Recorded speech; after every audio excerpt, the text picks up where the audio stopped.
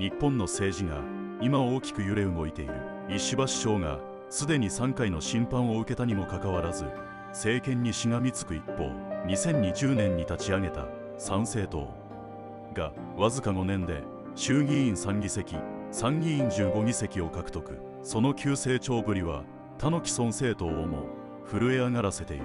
参政党が公表した新日本憲法構想案では、天皇を元首と位置づけた。そして教育の見直しを通じた正しい歴史観の醸成、日本人としての健全な誇りを身につけること、それらを通じた至極真っ当なナショナリズムの形成。さらに外国人の土地取得や長期在留の制限、食料、種子、肥料の 100% 自給という、まさに日本のことを第一に考えるというのが党の方針。背景には急増する外国人犯罪や移民政策への危機感、そして日本を内側から壊そうとする勢力との戦いがある。欧米各国が多文化主義で国の形を失った一方、日本にはまだ自国文化を守る時間が残されている。しかしそれもギリギリのところに来ている。このまま日本は誇りと独立を守り抜くのか、それとも他国と同じ道をたどるのか。参政党の躍進は日本の未来を決定づける分岐点になるかもしれない。この動画では海外から見た日本の現状について参考になる話がふんだんに盛り込まれている。ぜひ最後までご覧いただき、皆さんの意見や感想もコメント欄で教えてください。それでは一緒に見ていきましょう。So, obviously, when I was at Lotus Eaters, it was no mystery that I covered a lot of Japanese politics, and I'm going to be doing the same again now I'm back. And it's actually some positive news. It seems like there's a good development in Japan, and I wanted to talk about it, as well as highlight some of the ways in which Japan is different to the West, because I've covered a lot of how they're similar in lots of my other coverage. I don't actually have any of the things I need. Thank you. Why did you give it to him? Should let him flail. Right. Punishment. Punish the audience as well. For denying us your presence.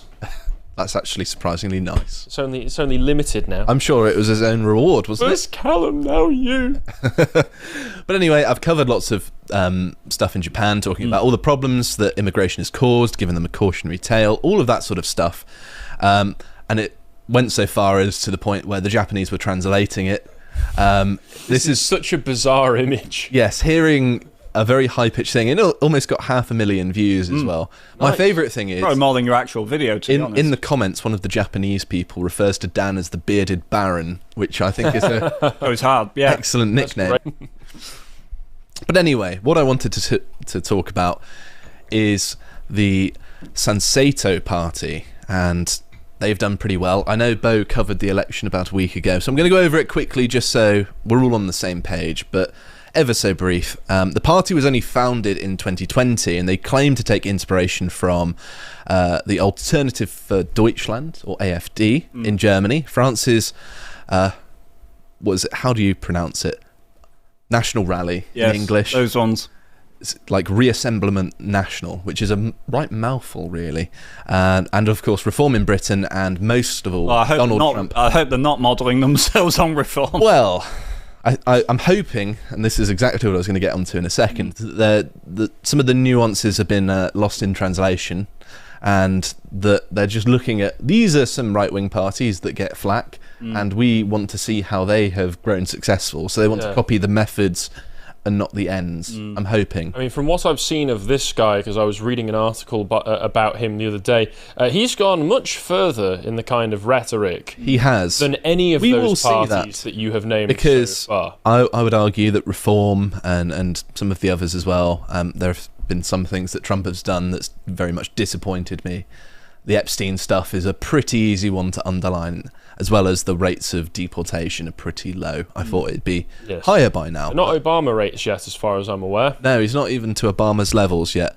But one thing that Japan does have, which Europe and the US does not, is more time to fix the problem, because only 3% of the population is foreign-born at the minute, and all of this only really started for Japan around November of 2023, when a number of NGOs leveraged Japan's high debt to GDP ratio to impose more third world immigration on them. And so they've not really had this for nearly as long. You know, Britain's had it since... Which NGOs were those? 1997. Quite a few. You know, it's like UN organisations as well as lots of others. Interesting, isn't it? There's a whole rabbit hole to go down there, which is an own segment all on its own. So this party, following this, won a seat in the 2022 House of Councillors, which is the equivalent of, you know, the Senate in the US, or an upper house in a bicameral parliament. And that allowed them to become an official party because they won more than 2% of the vote, and that's the threshold you've got to meet to become one in Japan. So they only started in 2020, they were already getting seats. Then in 2024 they gained 3 seats out of 465 in the House of Representatives, again is equivalent to the US. And then following the recent 2025 House of Councillors election, which is the one that Bo, I think, covered, they held 15 House of Councillors seats. Of course they had one already, so they gained 14, which is a pretty meteoric rise, really, when you think about it. Look at Reform. They've been around for a similar sort of amount of time. They keep on losing their parliamentarians because they keep on leaving or getting kicked out. But they're making much better gains than them in much shorter space of time with a much more favourable time frame. So it's actually looking quite positive if this trend continues. And it is worth mentioning that recent election, the Prime Minister stayed on. It was a coalition of Liberals, basically. That face. He doesn't look too happy, He looks though. miserable. Yeah, they did lose their majority in the upper house of their parliament. So let's talk a bit more about this party, because they have been pushing in a very interesting direction. They're referring to him as a mini Trump, the leader of the party. And yes, he's the founder and the Secretary General as well. So that's how you know that they're staying true, is that one of the founders is still involved, although some of the other founders did leave because of some COVID stuff and US election stuff, which I can't repeat because it will get us in trouble with YouTube, as always. And I did see this, so I wasn't quite sure what to make of it. So I'm just going to read it and then we can talk about it. So, on July 19th, the final day of the election campaign, an audience of approximately 20,000 people packed in Shiba Park at the base of Tokyo Tower, which is lit up in orange, to listen intently to the man's speech. Make me a dictator like Hitler. I don't think any other dictator who cares so much about his party members, right? And I looked at this online because I thought that's a touch of a strong statement, I would say. I know they were part of the Axis, but... I mean, to try and attempt to understand what he means here. Parts of Asia, I think, miss the taboo of declaring yourself like him, and they look at it from a sense of, well, he was very loyal to the people who were loyal to him, wasn't he? Although not really. Was it Iraq that Callum was in recently, where they had a restaurant called Hitler Burger? Yes. That he wanted to go to, but sadly it was shut by the time he got there. Basically, anywhere to the east of Greece has a very different view of the bad man, the mid-century bad man. So one thing it's worth mentioning, I went and did a lot of digging. It's the only mention of him saying this is in this article, and this is a somewhat tabloidy publication. Right. So who knows, maybe it's a source, maybe only they picked up on it, or maybe he was making a joke. Who knows? Maybe he is genuine and he's the next... And for all we know, that might have mid-century just been Batman. a little offhanded jokey comment, like you say. I don't know. But I wanted to include it for the sake of transparency. It is funny. So return to the shogunate. Yes, this is their party taking a march through, I believe it was Tokyo. And you may notice something. This is against Kurds, who I've covered before, have caused them lots of problems. Some of these flags are not... only 3,000 of them. There's not very many. Yeah. Some of these flags are not like the others. Can you notice the difference? Yeah, one appears to have a rising, sort of more of a glowy aesthetic to it. It shines brighter, more fiercely than the others. It looks cooler. It does look cooler. I will give them that. But it might add some weight to the reference to the German bad man. And yes, I thought that was interesting. But what I think is far more interesting than simply carrying those flags, which I think it's okay to do that. You know, we forgive you. It was long time ago. And even though you nearly killed my grandfather in that conflict, I will allow you to fly that flag again, personally. I've given you my grace, and so you don't need to feel bad about it, okay? You only need to feel guilty for your own sins. And there is this. The third most popular party in Japan, Sanseito, has drafted a constitution that would restore power to the emperor, replace individual rights with national duties, and restrict foreigners from long-term residency, land ownership, and welfare benefits. I've got to say that last part is my favourite. Power to the emperor makes me feel like I'm going to be in a sinking ship in Singapore again, and history will repeat itself. But yes, this is all, I think, very necessary. Oh, island is falling down. No, not Rory. This is all very necessary to restore a sense of nationhood to Japan. Not to say that it's been deprived from them in the same way that it has in the Western world, the other Western countries. But I think that there's still a great unspoken shame that hangs over Japan for their behaviour in World War II. And it's to the point whereby if you even mention it, people get funny about it.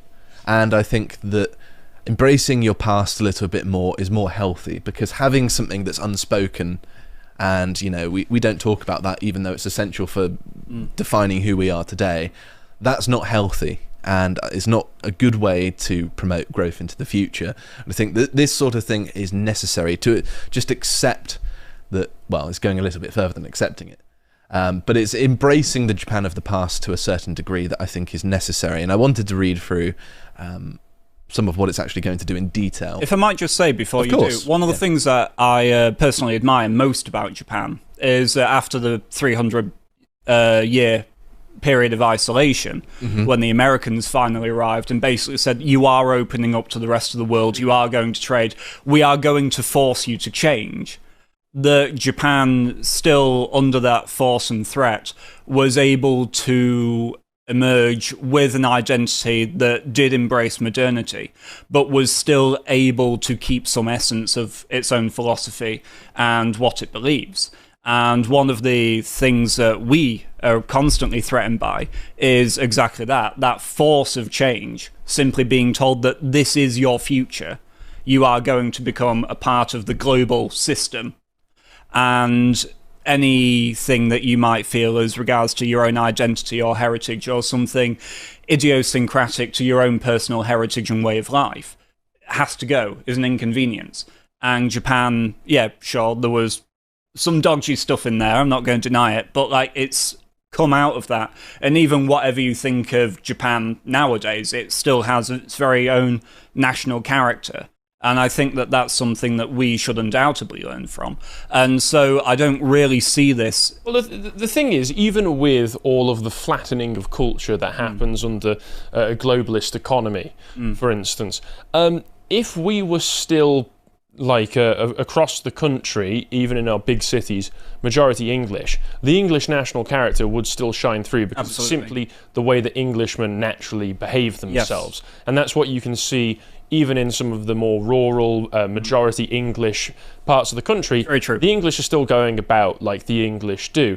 The difference between us and them is, as Josh has pointed out, they still have a very, very small foreign population, whereas there are major parts of this country that have been completely swamped with diversity. And so what happens then is you get the great grey sludge of multiculturalism, because then you get all of these varying different ethnic groups trying to basically work with and at the same time avoid one another. And this leads to the flattening of culture that we see in places like Birmingham or London, or in those cases perhaps even the replacement of culture, because simply the replacement of the populations mean that the people who are there now are completely different, they behave completely different, and so the cities are completely different. Back to the restoration of the Japanese Empire, I'm going to read some of the details that they're proposing. And of course, they are, I think, the third largest party in at least the upper house. And so this isn't insignificant. This could be the direction that Japan takes if they carry on growing as they seem to. So unfortunately, this is paywalled, but I was able to read it, so you're just going to have to take my word for it. But it is in this article that I'm reading from.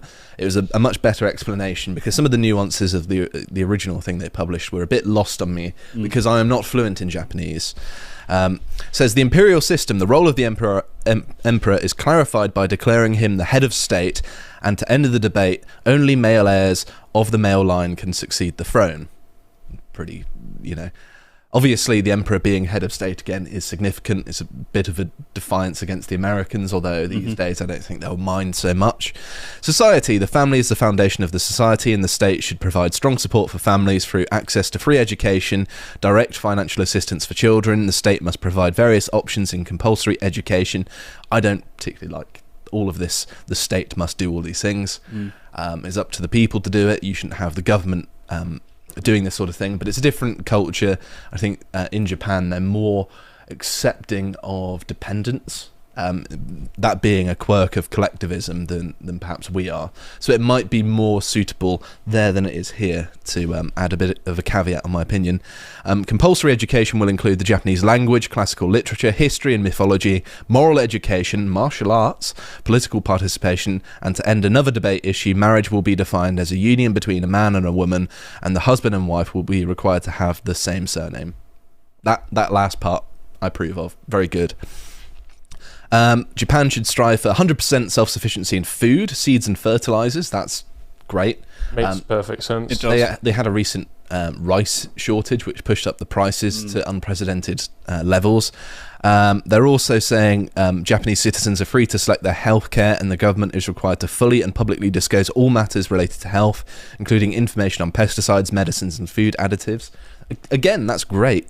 Political participation, they want to lower the voting age down to 16, actually, which is surprising. But maybe they're experiencing a similar thing to us, where there's a great political divide in the younger generation. I wouldn't be surprised, because they got started largely online, as many sort of new right-wing movements often do, and so I imagine they're probably doing quite well with the younger audience. And they've also said one statement, and this is what the article says, which no legal expert would accept, well, change it, defines a Japanese citizen as someone who has a Japanese father or mother, whose mother tongue is Japanese, and whose heart cherishes Japan, which is a lovely turn of phrase. Very, very good. And I like that. I want that to be, our standard for a British citizen as well. You've got to have British blood. You've got to be fluent in English. Or maybe Welsh or Gaelic Scots if you've really got to push it. But your heart must cherish England. I'm not going to do that to the Scots and the Welsh. Cherish your own constituent parts. This is Britain. Cherish Britain. They also want all things that could be, part of self-defense. All industries like communications, electric, water, gas and the likes either be state-owned or 100% domestically owned. That's very important and very free market, but that is a good amendment actually, and I think a good idea. And then finally, best to last, foreign residents. Land cannot be sold or transferred to non-resident foreign nationals or investors. Good idea. Naturalised foreign residents, along with their children and grandchildren, are prohibited from holding public office or becoming public officials. Oh, music to my ears. The Constitution does not address international marriages, but since citizenship is passed from either a Japanese mother or father, this ban likely applies if both parents are foreign nationals. And this hasn't had the effect that you might think with the foreigners living in Japan. For example, here is a Swede who's come out in support of this new party, whose slogan is, Japan first, following in Trump's footsteps, although I don't think they're sending nearly as much money to Israel. What? There is something beautifully comical about this image. It does look a little bit out of place, doesn't it? It sort of looks like an albino.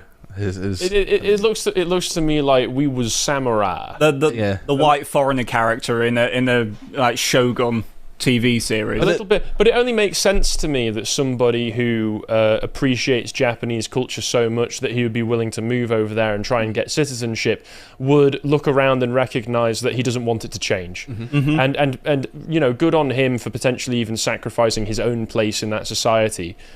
To make sure that it doesn't change. I think that's that's a very honourable way of going about it. I agree. He's an honourable man. But anyway, I quickly wanted to go over something, and I'm aware I've been going on for a long time, so I'm just going to fire through it. I've covered the problems caused by Kurds and other Muslim minorities. I've covered that Africans are now in Japan and baffled by their way of living and causing lots of problems. I've also mentioned... The menace. Yes, the streamer menace, I've covered that. I've also mentioned the tensions with the Chinese who've become associated with sort of taking advantage of the Japanese's generous system for their own gain to a certain extent. There was a big example of, I think it was the Chinese hoarding rice in warehouses to resell for more money later on down the line. And yes, there have been lots of cases of Vietnamese people who actually we do get in Britain. I think they're the 10th largest group of boat people we get across the channel, which is counterintuitive because they've come probably the furthest. It's a hell of an odyssey. It is, yes. I'm not surprised they're not keen to go to America, but it's a bit of a stretch to come here. I thought it was Cambodians associated with boat people from that part of the world. Them too, yes. Yeah. Both, well, the Cambodians are also sort of in an equivalent boat, so to speak, pardon the pun. But there are things like this. 32-year-old Vietnamese man is arrested on suspicion of sexually assaulting a woman. He is basically a woman in her 20s. This happened overnight after I prepared my segment yesterday. So this was hot off the press. And then there's another one here. Vietnamese man, 24, broke into an old lady's house and stabbed her, a lady and her elderly mother, in Saga Prefecture. 2 Vietnamese men have been arrested. Obviously, this is a brutal kind of crime that they're not used to, and nor are we, for that matter. And apparently, he was in Japan on a technical internship that is used to help people from disadvantaged countries. And so, it's a perfect example of how helping poor countries actually doesn't help you or them. It just makes things worse for everyone. And that sounds sort of harsh and callous, but actually the best thing they can do is help themselves, because then they actually learn how to create a civilization rather than parasitizing those who've already established one. And here's another one. 2 Vietnamese men have been arrested for stealing approximately 2.9 tons of copper wire. They're stealing... What are they, the gypsies of East Asia or something? Apparently so, yes. Stealing copper wire, still a very lucrative, low criminal act, apparently, all across the world. Vietnamese welder, 21, was arrested for stabbing another Vietnamese man, 25, in the stomach. Police suspect there may have been trouble between... Really? There might have been trouble. He stabbed them in the stomach. But anyway, in an unrelated incident, 2 Vietnamese men were arrested for smuggling ketamine in shoes. I had no idea the Vietnamese were such a menace in Japan. Apparently so. Do you have any per capita figures? I do not. I wasn't able to find any, but if I do, You're I'll worth let you know. if they're out there letting Josh know so he can use it for a future segment. Yes, any per capita statistics at all, just send them my way. I love them. They're my favourite. I'll put them on my wall. Out of pure scientific curiosity. Yes, mostly. And then there was this. ANN reports on recent crimes by Vietnamese in Japan. Those who come to work in Japan on trainee visas are stuck in a single job, unable to switch employers if conditions are terrible. Some quit and engage in illegal work to send remittances to families. So this may well be the root of why the Vietnamese are doing this. And in Britain, the Vietnamese are associated with coming over illegally, and then they get trapped in sort of this modern world slavery by foreign gangs and used as basically forced to grow cannabis in some of the growing operations, which is kind of horrible that they've just become slaves. Yeah. Then they victimise Japanese people, who, by the sounds of it, outside of this all taking place on their land, have very little to do with any of this.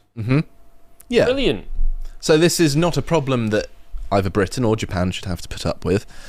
And there's also other people as well. This was unusual. My daughter was licked on the thigh. Mother calls the police after high school girl is the victim of an obscene act on a train station platform where a Nepalese national licked her thigh for whatever reason. And his excuse was, I don't understand Japanese. Bit strange. Or consent. Apparently not. And the Nepalese, that's a form of British colony. I think they're aware that this sort of thing is wrong. I think they know that this is weird and strange, and so, yes, this person's obviously trying to weasel his way out of the responsibility for his own actions. And then there's this as well, the JEET program, which rather than having English language speakers, they're bussing in lots of Indians, which of course, as we know in Britain, once they take over, it's there's no going back. Your corner shops will all be staffed by Indians. And then it's the same in America with the motel industry, where it all just started to fall into Indian hands, and then they would just slowly take over an area with monopoly over all of the motels. Bring more family over, on and on it goes. Yep. And then finally, it's worth mentioning as well that there are people in the legal profession that are saying that you can't legally deport people. It violates their human rights. Yes, we know these sorts. So they've already got to this point, and of course we're at that point now. And so hopefully, with all of this going on, with a party that seems to be keen to restore some dignity back to Japan and solve the problems before they spiral out of control like in our country, there is more promise and actually an optimistic direction for Japan, and I really hope that it goes that way. Before we go to the next one, I just want to highlight there is something very familiar, even though she's Japanese, about this kind of physiognomy, right? You see this kind of woman in England as well. They look very, very, very similar. I wonder if it's just something in the genes that makes you look like this and have some kind of suicidal out-group empathy. Well, she wouldn't be out of place on a Japanese LBC show. Yeah. The same genes that determine your physical appearance determine your behavior, so it's entirely possible. It's true. いかがでしたでしょうか。イギリス人の彼らが日本のことについてこれだけ深く理解していることについてまず驚きを覚えます。確かに参政党についての理解度はいくつかの点で誤解している部分があるのは否めません。ですが大枠において日本のマスコミや他の政党の政治家よりも客観的に見た上で高く評価している点で日本人として嬉しく思ってしまいました。このような動画がインターネットをあまり使わない世代にも広まることを期待してなりません。もちろん参政党が全て正しいとは思いませんが、少なくとも現政権よりは期待して良いのではないかと思っています。このチャンネルでは今後も皆様の政治に対する関心を呼び起こすような動画を配信していきたいと思っております。賛同される方は高評価とそしてチャンネル登録をしていただけると大変嬉しいです。またメンバーシップでご支援いただけるととんで喜びます。それではまた次回の動画でお会いいたしましょう。